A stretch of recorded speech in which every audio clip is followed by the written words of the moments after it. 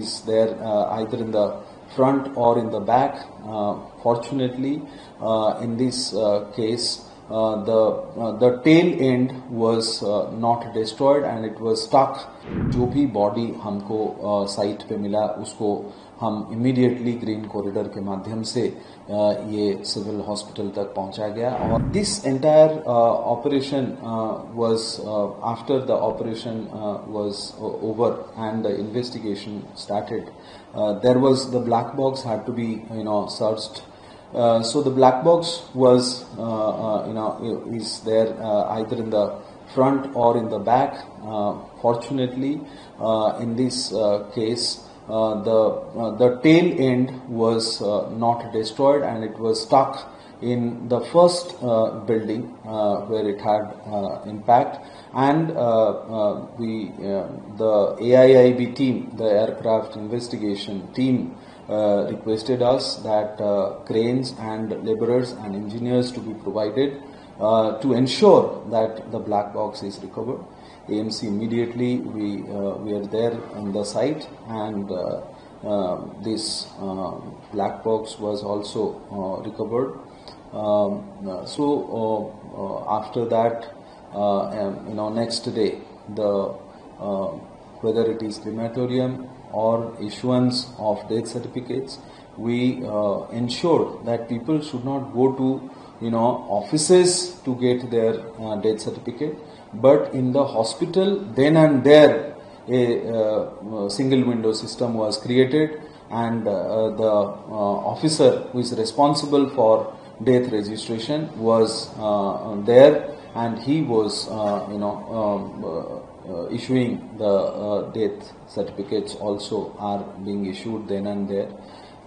We are very, very concerned with all the relatives and patients. Whatever care is being done, I think this is being given with the state government, central government, and the local government. All were working in sync and in coordination. And this is a case where everybody responded quickly, everybody responded in a coordinated manner, and we tried to give our best in the entire operations. मैं office से just lunch के लिए निकल ही रहा था और fire department का call आया कि एक हादसा हुआ है, और मैं उस इमीडिएटली ये जो प्लेन क्रैश का हादसा सुन के मुझे इमीडिएटली शॉकिंग और खूब डिस्टर्ब लाया. मैं उनको जब स्थल पूछा तो उन्होंने इमीडिएटली जब हमको बोला, तब मैं लंच के लिए नहीं करके मेरा गाड़ी इमीडिएटली डाइवर्ट जो क्रैश साइट के तरफ मैंने किया. और जब मैं जा रहा था तब ऑनरेबल सीएम साहब के ऑफिस में से मुझे कॉल आया कि इमीडिएटली आप पहुंचो, और हम ऑलरेडी मैं क्योंकि ऑन द वे था, और फिर इमीडिएटली उसके बाद ऑनरेबल सीएम साहब का फ़ोन आया, और सर का बात ये था कि आप इमीडिएटली वहाँ ग्रीन कॉरिडोर बनाइए, और मैं और पुलिस कमिश्नर साहब मिलके हम लोग ग्रीन कॉरिडोर के लिए सूचना देके इमीडिएटली उसको इम्प्लीमेंटेशन करने के लिए हमने कार्य किया. और जो बाहर वाला एरिया है उसमें ग्रीन कॉरिडोर बना, सो दैट क्रैश साइट से जो हमारे बॉडीज हैं वो इमीडिएटली सिविल हॉस्पिटल पहुंच सके. पहले तो हमको ये पता नहीं था कि ये इतना सीरियस क्रैश है. हमको ये था कि हम लोग बहुत ही कोशिश करके इमीडिएटली हम लाइफ को बचाए, इसीलिए ये ग्रीन कॉरिडोर बहुत ही जरूरी था. और उसके बाद हमारा जो इंटरनल जो सर्कुलेशन था उसका भी हमने ग्रीन कॉरिडोर किया, और ये जो पूरा प्रक्रिया था इसको ये किया. और इन द मीन टाइम जब मैं जा रहा था तब मैं अपने सब डेप्यूटी म्युनिसिपल कमिश्नर्स, HODs को वहाँ स्थल पर क्रैश साइट में बुला लिया. अलग अलग ऑफिसर्स को अलग अलग जो पार्ट था, पीछे वाला पार्ट, आगे वाला कॉकपिट वाला पार्ट, बीच वाला पार्ट,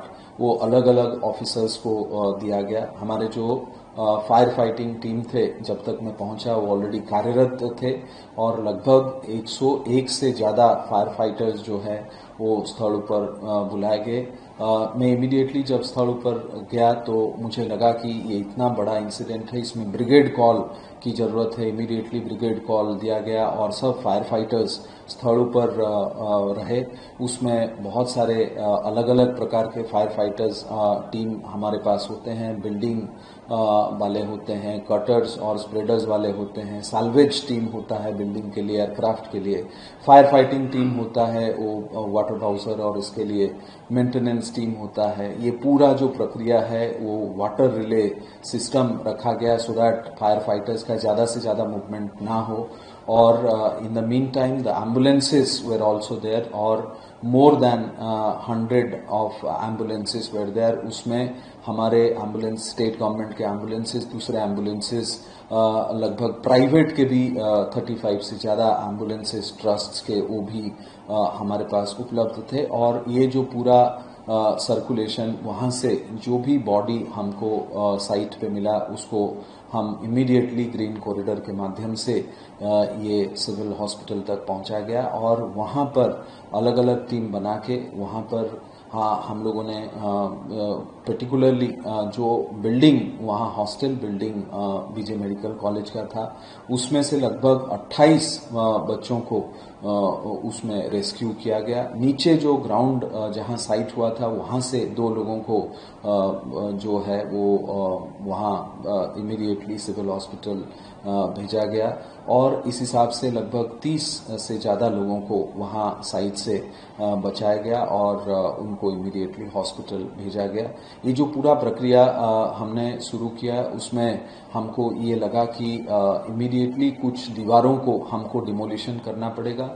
नज़दीक से जो है हमने अर्थ मूवर्स, जेसीबीज, हिटाचीज, लगभग 46 ऐसे डिफरेंट साधन हमने इमीडिएटली वहाँ बुला के उसको भी हमने ऑपरेशनलाइज किया सो दैट हमको जो है ये पूरा प्रक्रिया में ऑपरेशनल डिफिकल्टी कोई ना हो और ये पूरा प्रक्रिया जो है वो संपूर्ण स्विफ्टनेस और क्विक रिस्पांस था।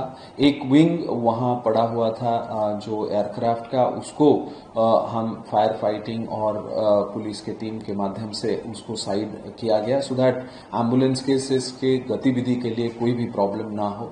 ये पूरा प्रक्रिया जो है वो एक बहुत ही वेल कोऑर्डिनेटेड था क्योंकि सब ऑफिसर्स में commissioner of police, collector, honourable CM साहब के ऑफिस से सब all senior officers were there in the entire in the site and entire operation was very coordinated because उसमें म्युनिसिपल कॉरपोरेशन हो या स्टेट गवर्नमेंट हो या सेंट्रल गवर्नमेंट हो, सब लोगों का टीम वहाँ उपलब्ध थे और सब लोग कोऑर्डिनेटेड एफर्ट में एक यूनिफाइड कमांड सिस्टम के माध्यम से वहाँ कार्यरत था और ये पूरा प्रक्रिया जो है बहुत ही जल्दी से जल्दी इसको किया गया। वाटर बाउसर और हमारे डिफरेंट जो शेषनाग रोबो और हमारे जो लगभग 34 से ज़्यादा गजराज जो 20,000 लीटर से ज़्यादा पानी का उसमें फ्लो किया गया। लगभग टोटल जो